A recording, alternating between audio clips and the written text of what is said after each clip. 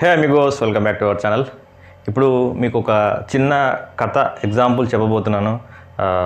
మీరందరూ ఎప్పుడైనా దేవస్థానానికి వెళ్ళినప్పుడు వేరే వేరే చోట్ల మీరు అక్కడ గమనించే ఉంటారు, ఒక కోతులు ఉంటాయి. కోతులు ఏదైనా సడన్గా మనం ఏదైనా చేతిలో ప్రసాదం కానీ ఏదైనా లేస్ ప్యాకెట్ సంథింగ్ ఏదైనా వాటర్ బాటిల్ ఏదైనా పట్టుకొని వస్తే సడన్గా వచ్చి మనకు లాక్కొని పోయే పరిస్థితి కొన్ని చోట్ల మనం చూస్తాం అన్నమాట. అవునా కదా? మీరు కూడా చాలా వరకు ఇది ఫేస్ చేసే ఉంటారు. అయ్యా, ఈ పరిస్థితి ఎందుకు వచ్చింది ఒకసారి ఆలోచించాం. కోతి యొక్క సహజ లక్షణం ఏంది? అది చెట్ల మీద వాటి మీద వీటి మీద తిరిగి అది వేటాడి అది ఆ పండ్లు కానీ అవి కానీ ఇవి కానీ తింటూ ఉంటుంది. ఓకే, అరటి పండ్లు అయితేనేమి, దానిమ్మ పండ్లు అయితేనేమి, జామ పండ్లు అయితేనేమి, ఇంకోటి. ఓకే, ఇప్పుడు మనం అక్కడికి వెళ్ళినప్పుడు మనం భగవంత్ స్వరూపం అనుకొని అదనుకొని ఇదనుకొని మనం ఏం చేస్తామంటే దాని చేతికి ఇవ్వడం అయితే జరుగుతుంది అన్నమాట.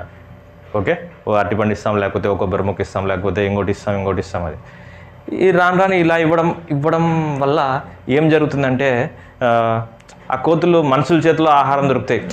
ఆహారం ఎక్కడ దొరుకుతుంది? చెట్ల మీద దొరుకుతుంది దానికి. ఓకే, జామ చెట్టు, దానిమ్మ చెట్టు, రకరకాల చెట్ల మీద దొరికి అది దుంకి అక్కడ తీసుకొని తింటుంది అన్నమాట. కాకపోతే ఇప్పుడు దాని సోర్స్ ఆఫ్ ఇన్కమ్ అంటే సోర్స్ ఆఫ్ ఈటింగ్ ఎక్కడుంది? మనుషుల చేతిలో ఉంది. అలా దాని థింకింగ్ ప్రాసెస్ మారినప్పుడు దేవస్థానంలో అది ఏం చేస్తుంది? మనుషుల చేతుల్లో ఏముంది వాళ్ళు ఇవ్వకముందే ఇస్తే తీసుకునే స్టేజ్ ఫస్ట్ స్టేజ్. తర్వాత అలవాటు ఏంది? ఇస్తావా లేదా అని చెప్పి డిమాండ్ చేసే స్టేజ్ సెకండ్ స్టేజ్ వచ్చి నిలబడుతుంది అనమాట. అది ఇచ్చేంత వరకు పోదు, అది డిమాండింగ్ స్టేజ్. ఇక థర్డ్ స్టేజ్ ఉంటుంది అనమాట. వీళ్ళేంది అడిగేది, టక్కున లాక్కుందాం, చూసినామా లాక్కుందాం. మనం భయం కొద్దీ భయపడి మనం దానికి ఇచ్చేయడమో లేకపోతే అది కనిపించినప్పుడే పడేయడమో జరుగుతుంది అనమాట. ఇది చాలా వరకు మీరు ఫేస్ చేస్తూ ఉంటారు. అన్న, ఎందుకు ఇది ఎగ్జాంపుల్ ఇప్పుడు చెప్తున్నాం అంటే, ఇన్స్టెడ్ ఆఫ్ దిస్ మీరు దానికి ఇట్లా ఏమంటారు ప్రసాదం ఇవ్వడమో లేకపోతే లేస్ ప్యాకెట్ లేకపోతే అరటి పండ్లు ఇలా ఇవ్వడం కాకుండా మీరు అక్కడ దేవస్థానానికి వెళ్ళినప్పుడు ఆ చుట్టుపక్కల ఏదైనా ఒక చిన్న విత్తనం, జామ చెట్టు మొక్క కానీ లేకపోతే చిన్న విత్తనం కానీ లేకపోతే దానిమ్మ మొక్కలు కానీ విత్తనాలు కానీ అక్కడ నాటేసి వచ్చినారంటే, అక్కడక్కడ చల్లేసి వచ్చినారంటే మనకు విత్తనాల షాప్లో దొరుకుతాయి. ఓకే, అక్కడక్కడ నాటేస్తే అవి నిదానంగా మొక్కలై చెట్లై దాని నుంచి పండ్లు వచ్చి ఆ కోతులన్నీ వాటి మీద లైఫ్ లాంగ్ సస్టైన్ అవుతాయి. మీరు ఇంత దేవస్థానానికి వెళ్ళి ఆ టెంపుల్కి వెళ్ళిన తర్వాత మీరు ఒక పూట వెళ్తారు. ఓకే, ఒక పూట వెళ్తారు, మళ్ళీ వెళ్ళరు. మళ్ళీ ఎవరు వస్తారా అని చెప్పి వెయిట్ చేస్తూ ఉంటాయి అన్నమాట. సోర్స్ ఆఫ్ ఈటింగ్ అనేది దానికి వెయిట్ చేస్తూ ఉంటుంది. అదే అక్కడ చెట్టు కనుక ఉన్నట్టయితే మీకు లైఫ్ లాంగ్ అది తింటూ ఉంటుంది. అది ఎవరి మీద డిపెండ్ కాదు. అవునా? ఒకసారి ఈ ఎగ్జాంపుల్ని మన లైఫ్లో మనం ఆపాదించుకుంటే ఎలా ఉంటుంది అనేది ఇప్పుడు నేను చెప్పాలనుకునేది అనమాట. ఇప్పుడు మన గవర్నమెంట్ ఎన్ని ఫ్రీ స్కీమ్స్ ఇచ్చినా కానీ ఎంత ఇచ్చినా కానీ ఇలా కోతికి కొబ్బరి చిప్ప ఇచ్చినట్టే ఉంటుంది అన్నమాట. మనకు కావాల్సింది ఏంటి? Life long sustainable income. అది కావాలంటే ఏం కావాలి? Source of income.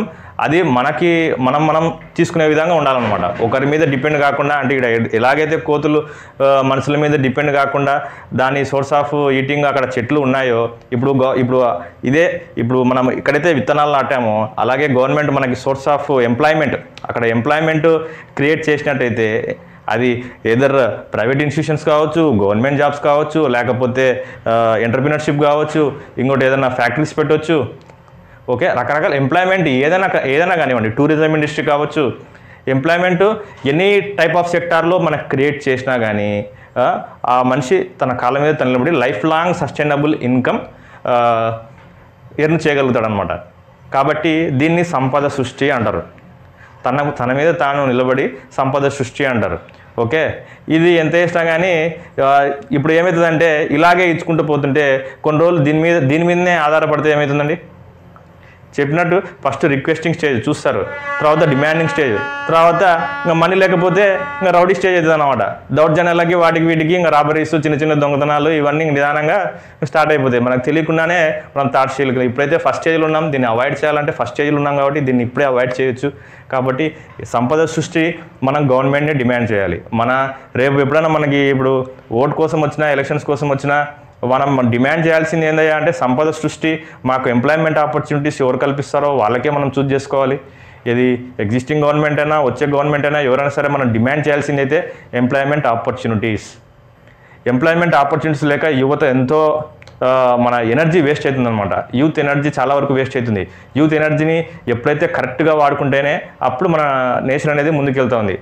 ఓకే, కాబట్టి ఇది ఒక్కసారి మైండ్లో పెట్టుకుని ఆలోచిస్తారు అని ఆశిస్తూ థ్యాంక్ యూ. జై హింద్.